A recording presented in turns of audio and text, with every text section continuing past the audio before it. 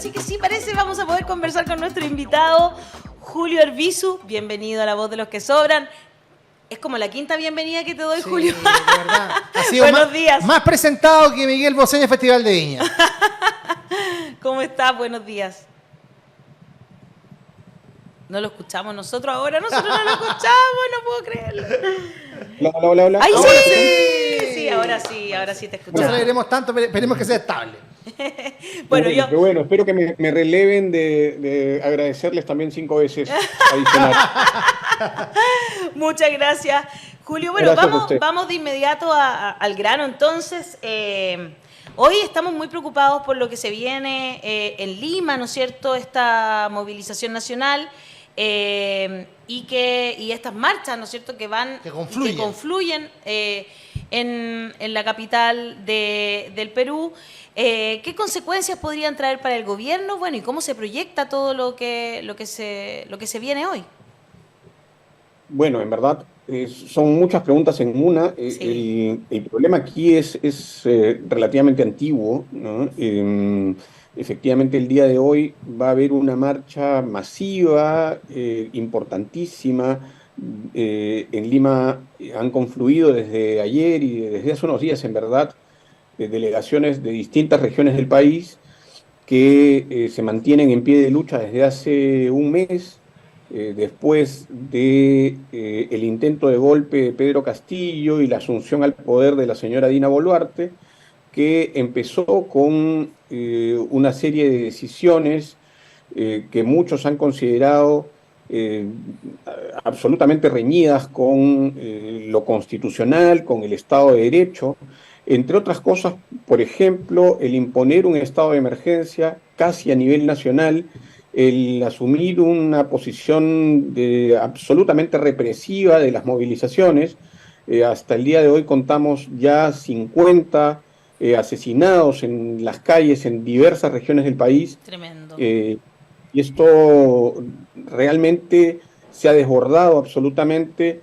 Y a la pregunta que me hacían, creo que esto tiene que ver básicamente con un trasfondo de racismo extremo, de clasismo extremo, de incomprensión de las demandas de los ciudadanos y ciudadanas de las regiones de este país y un centralismo, ¿no? En simultáneo, un centralismo histórico en el país, pero que hoy se hace mucho más fuerte y más evidente y empieza, ¿no? Empiezan a colarse por las esclusas de esa democracia fallida que es la peruana, estos reclamos absolutamente legítimos, contundentes, de los ciudadanos y ciudadanas de regiones. Oye, mi estimado Julio, gusto en saludarte. Espero que hoy día sea un día tranquilo, que no haya que lamentar muertes, que es lo fundamental. Exacto. Que haya un respeto a los derechos humanos de quienes ejercen la protesta pacífica, por supuesto. Fíjate que el otro día hablábamos también de la situación que se ha vivido en Brasil, el último intento también de golpe de Estado que protagonizaron las fuerzas bolsonaristas. Hablábamos con un periodista brasileño y me decía, más allá de que tengan una participación activa o no, acá la cabeza de serpiente siempre son las Fuerzas Armadas. Allá en Perú es igual, es distinto. ¿Cuál es la posición que tienen las Fuerzas Armadas frente a todo lo que está ocurriendo y a esta ola conservadora, violenta que tú has descrito?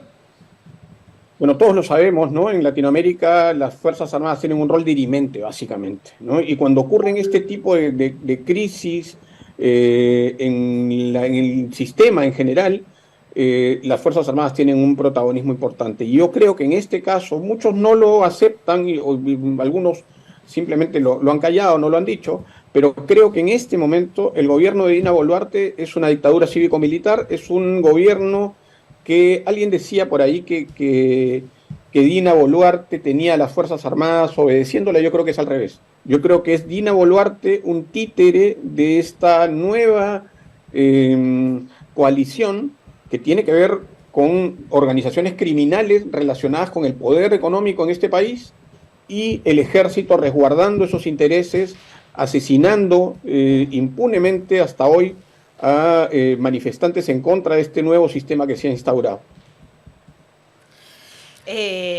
Hassan, ¿quieres entrar al tiro? Sí, bueno, precisamente porque la nueva coalición, que no se entiende muy bien, porque supuestamente Dina Boluarte venía de Perú Libre, una persona que antes se decía hasta marxista, ¿no? Una persona que se decía de la izquierda, pero en ese mundo así de cambios constantes de etiqueta y de posición, ahora está vinculado con grupos más bien cercanos a la derecha, parece.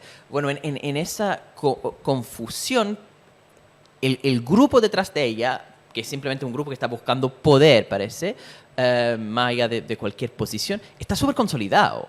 Entonces uno pregunta, ¿cuáles son las posibilidades que ella acepte salir del poder, por lo menos tener elecciones este año y tener una asamblea constituyente? ¿Hay una posibilidad de una salida pacífica y democrática, no solamente en teoría, sino en la práctica?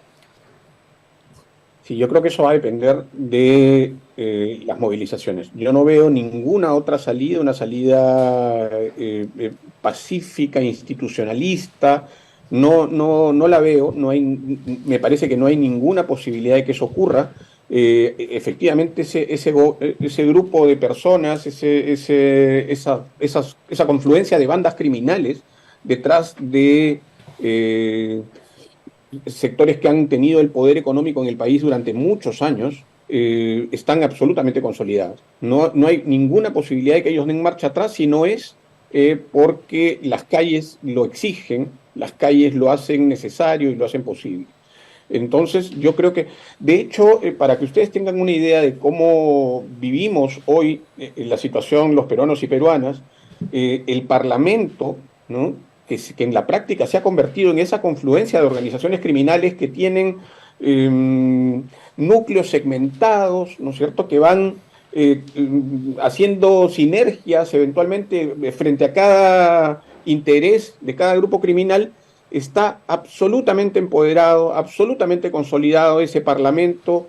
Tiene, en algún momento, la señora Boluarte, por ejemplo, tenía una acusación constitucional que le impedía, que le hubiese impedido asumir la presidencia en caso de que vacaran, como ocurrió a Pedro Castillo. Pues bien, lo que hizo el Parlamento fue, ya a estas alturas queda absolutamente claro, tener un pacto, apostar por un pacto con la señora Boluarte, levantarle la posibilidad de la denuncia constitucional, lo que hubiese generado una denuncia constitucional, y de esa manera, ¿no?, ocurriendo las cosas como ocurrieron, la señora Boluarte asumía la presidencia de la República. La ha asumido en representación de ellos, en representación de ese Parlamento y de las fuerzas económicas que ellos representan, porque en el Congreso, si bien yo digo, hay una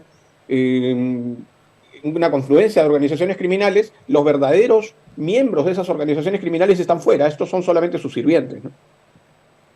Qué interesante como lo plantean, ¿no? Esta confluencia de organizaciones criminales. Estábamos recién conversando sobre Chile y cómo vemos como los temores de los chilenos, ¿no? Primero que estaba como la violencia, la delincuencia, ¿no?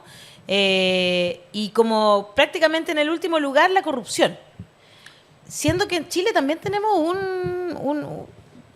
políticos más bien municipalistas que parlamentarios, pero están todos juntos al final, son más o menos lo mismo. Mucha corrupción. Pero no, como que no le damos la importancia, quizás, no sé si son los medios, si son, no sé, qué hace que la gente se preocupe mucho más de la delincuencia en las calles que de lo que sucede como dentro, ¿no? Y que está arraigado en nuestros, digo, países, porque la verdad que esto podría ser Chile, podría ser a veces Brasil, podría, lo que tú estás describiendo, podría ser Argentina en algunos momentos también. ¿Cómo ves tú el nivel, la prensa? ¿Cómo se han portado los medios de comunicación en Perú con esta crisis, que es una crisis de derechos humanos también? ¿Cómo lo han tomado? Bueno, la prensa es otro de los componentes de esa confluencia. Yo no tengo ninguna duda de que la prensa a estas alturas es más un sector del empresariado que los vehículos de información para la ciudadanía que en teoría debieran ser. Y a tu comentario, creo que debería agregar que efectivamente esto de esta importancia suprema que tiene en estos tiempos, sobre todo para ciertos gobiernos, el mantener el orden público, la seguridad, que además utilizan perfectamente como vías de información a los medios, ¿no es cierto?, que nos trasladan la información de que todo está muy mal, de que se pueden o que pueden recrudecer antiguos temores de focos de violencia. Todo eso es absolutamente funcional para quien ofrece un gobierno de mano dura, para quien ofrece la protección, ¿no es cierto?, de Lima frente a los revoltosos de regiones que vienen a quitarnos la paz y la tranquilidad. Y el mensaje sigue siendo denostar a aquellas personas que están en contra de este nuevo sistema, de este nuevo planteamiento, no tan nuevo en verdad, ¿no? Claro. Y llamarlos revoltosos, llamarlos delincuentes y en última instancia llamarlos terroristas, con la carga enorme, ¿no?, que eso tiene en un país como este, que ha sufrido durante 20 años una guerra, un conflicto armado interno sangriento y brutal, ¿no?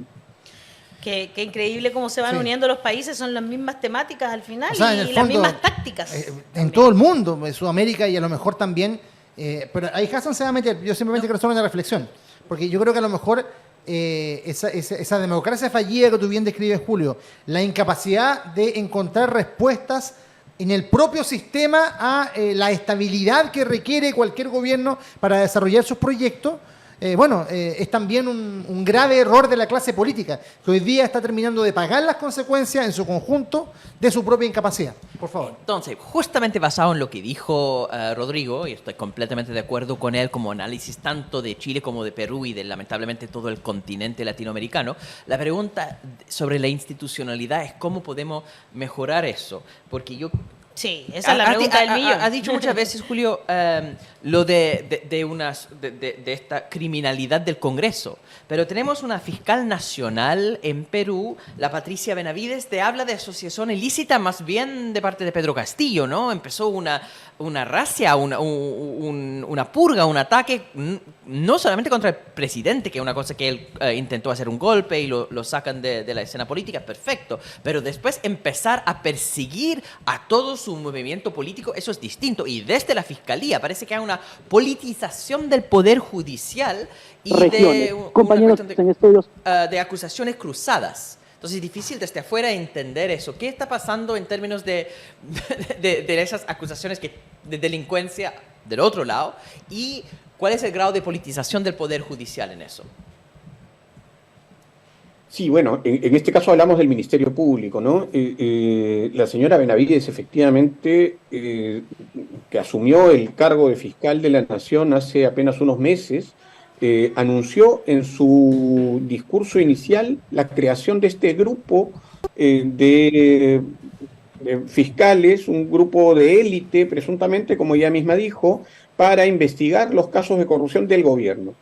Pues en ese momento anunciaba en verdad lo que después pasaría efectivamente, que es que a la mínima situación de crisis, ¿no?, y caído eventualmente el gobierno de Castillo, la señora Benavides iba a impulsar las investigaciones en el marco de crimen organizado, que es, no tienen por qué saberlo ustedes, pero en el Perú, cuando se investigan delitos de crimen organizado, se flexibilizan las garantías procesales, es decir, se amplían los plazos de investigación, hay mucho más rigor investigativo, hay una serie de flexibilidades que tiene la Fiscalía para poder hacer sus actos de investigación.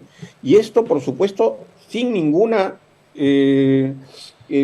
argumento de fondo, sin ningún argumento pesado, lo ha utilizado la fiscal para no solamente investigar y eventualmente dejar preso al expresidente Castillo, sino a todo su entorno. Yo frente a eso me hago una pregunta, ¿no? ¿Qué hubiera pasado, por ejemplo, en Estados Unidos si Kamala Harris en algún momento trataba o más bien, ¿no?, caído el presidente Biden, Kamala Harris asumía y empezaba a gobernar con el trumpismo, ¿no? Claro. ¿Se imagina qué le hubiera pasado? Muy buen punto, es muy raro. Miren ustedes, ¿qué hubiera pasado en Estados Unidos si eso ocurría?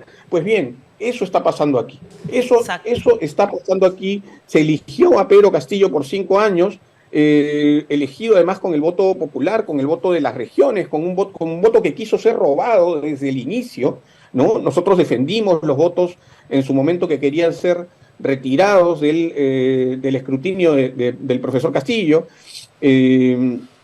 Y después, bueno, a pesar de que finalmente se consolidó el gobierno, o más bien se consolidó el nombramiento de Pedro Castillo, este señor sufrió 1 año y medio de absoluta persecución, cosa que no lo exonera de haber sido, la verdad, Claro. que un presidente bastante mediocre, y de haber tomado decisiones absolutamente equivocadas, pero era el presidente que habían elegido, que se había elegido aquí para que gobierne por 5 años, ¿no? Y tenía una orientación política, digamos, por lo menos en el concepto, tenía una orientación política que no es la de esta señora Boluarte, que empieza a gobernar con la ultraderecha, no solamente con la derecha o el centro, con la ultraderecha.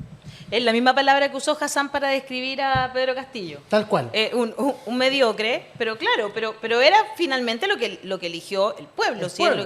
Y eso es la democracia. Y digamos. habían más caminos que lo que se tomó finalmente. Por supuesto. ¿Va a leer algún comentario o puedo Voy a hacer la leer pregunta? comentarios. Ya, perfecto. Y tú haces la pregunta de inmediato entonces. En YouTube, Ricardo Alfaro dice, el abogado peruano tiene toda la razón. La calle y la movilización es el camino para derrotar a la ultraderecha y la nueva derecha concertacionista, que aquí le llamamos así un poco nosotros. En Facebook, Genoveva Bustamante dice, saludos fraternales para nuestros hermanos peruanos.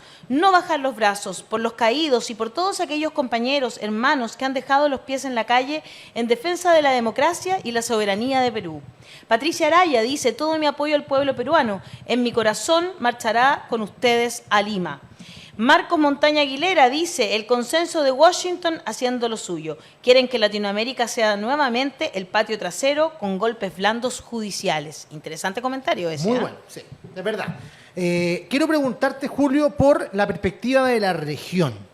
¿Has encontrado que le ha faltado fuerza a algunos discursos? Particularmente, ¿cómo evalúas tú lo que hasta el minuto ha hecho el presidente Boric? ¿Hay algo más que se pueda hacer para tratar de tener una perspectiva más crítica y más preocupada desde la perspectiva de los derechos humanos?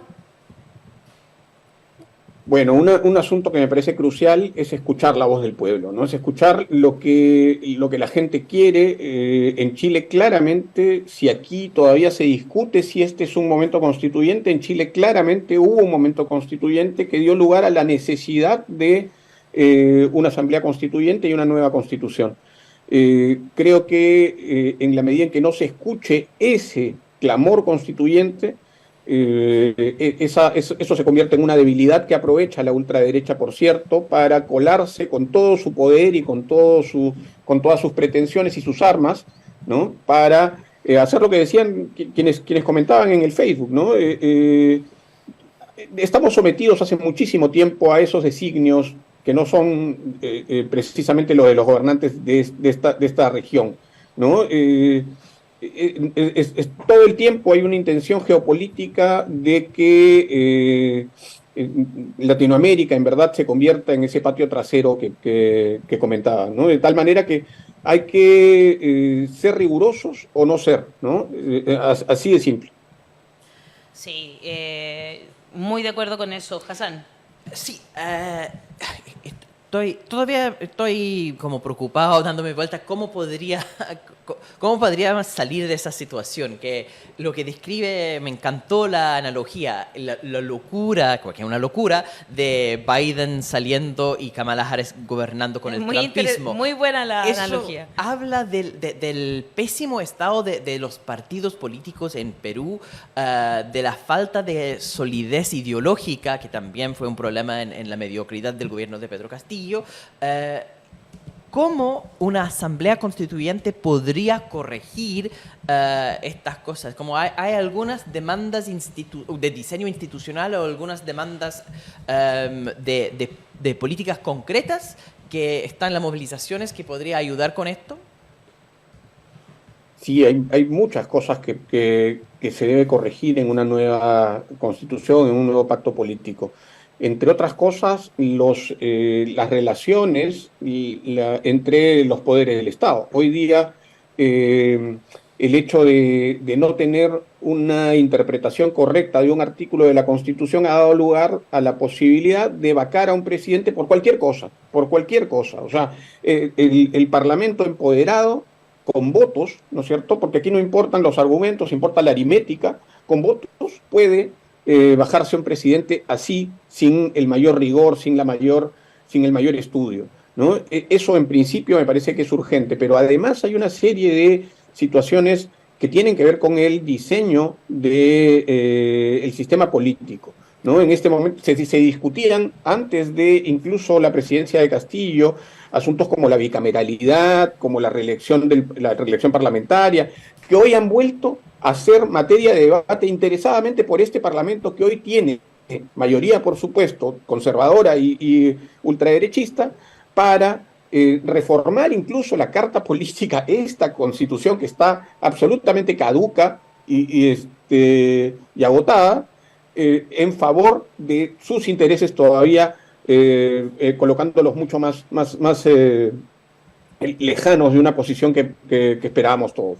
Y una constitución finalmente que también reconozca, ¿no?, que el sistema económico que asumió en su momento Fujimori y la constitución del fujimorismo, de la dictadura fujimorista, está también absolutamente agotada, ¿no?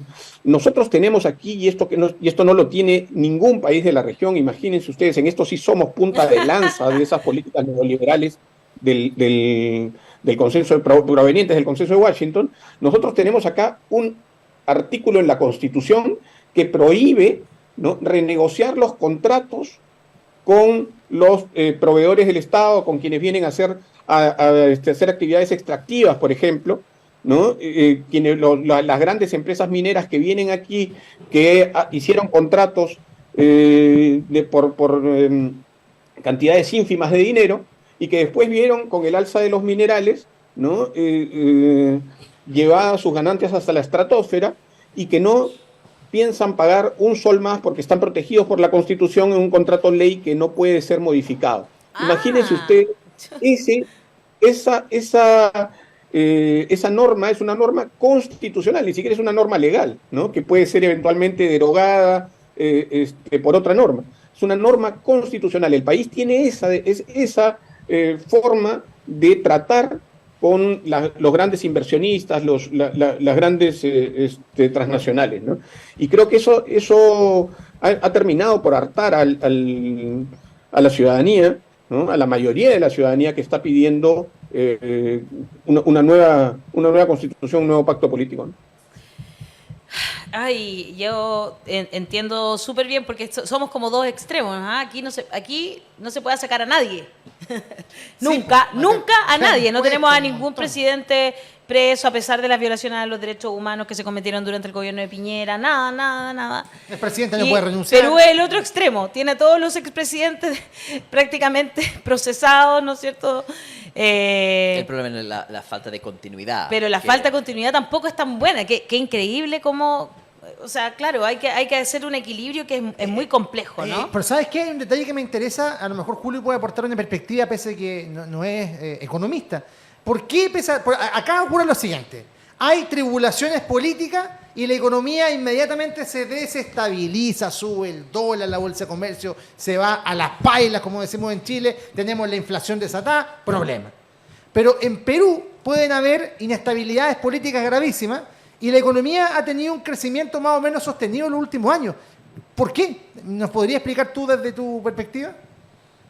A ver, sí, efectivamente no soy economista, pero tengo una idea frente a esa pregunta que ya me la han hecho otras veces. Por supuesto, cadenas extranjeras, porque entenderán que aquí me entrevistan bastante poco los canales de televisión limeños. Pero no te imaginas. Por acá pasa lo mismo, no te preocupes. No te imaginas prensa latina, por ejemplo.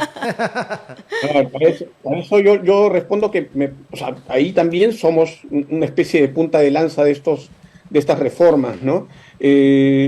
Porque efectivamente hemos tenido durante mucho tiempo los índices de crecimiento más importantes de la región, pero eso ha venido acompañado de una distribución absolutamente atroz en cuanto a lo que le toca a los que más necesitan. Crecimiento con desigualdad, eso es lo que ocurre, lo que nos pasó tantos años a nosotros. Absolutamente. Entonces tenemos el privilegio quizá de tener las cifras macroeconómicas estables, pero tenemos en simultáneo a eso, ¿no?, una brecha mucho más abierta, mucho más expandida ¿no? Cada vez más expandida. A medida que se va consolidando ese modelo, que se van consolidando incluso los números, lo que se va consolidando también es esa brecha brutal que hoy día se ve reflejada en esos reclamos de la gente que menos tiene, precisamente. Mira, Julio, a propósito justo de lo que tú estás diciendo, tenemos un video que se viralizó muchísimo y que, porque allá está pasando exactamente lo mismo que pasó acá durante la revuelta popular, que es que empiezan a decir que se metieron los extranjeros. Acá eran los cubanos y los venezolanos, allá son Evo Morales y bolivianos, ¿no? Y le pagan a la gente para marchar. Entonces hay una Acá culparon al K-pop. Acá culparon hasta los coreanos, ¿no? Leído ese informe. Bueno, pero ya pasa exactamente lo mismo y también es absurdo. La gente está marchando porque cree en lo que están haciendo, digamos. Y aquí hay una representación. En este video que te queremos compartir, representamos lo que está pasando con la prensa en nuestro vecino país del Perú. Aquí está.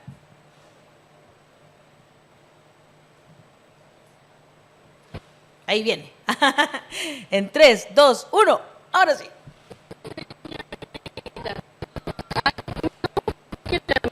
Ay, no se escucha bien. Tenemos problemas, parece.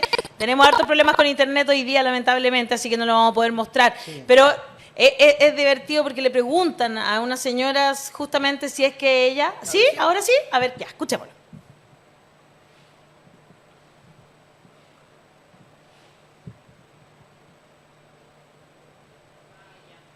No, está complicado hoy día. Sí, no se preocupen. Sí, era básicamente porque le preguntan si es que le habían pagado por estar marchando. Para ir a marchar. Claro, y ella dice, por favor, es absurdo, nosotros somos quienes nos estamos pagando y nos estamos pagando porque estamos luchando por nuestra dignidad y nuestros derechos. Dice la señora como reclamando. Estoy tratando también, como de resumir, claro, porque no me acuerdo exactamente cuáles fueron sus palabras, pero lo dice así.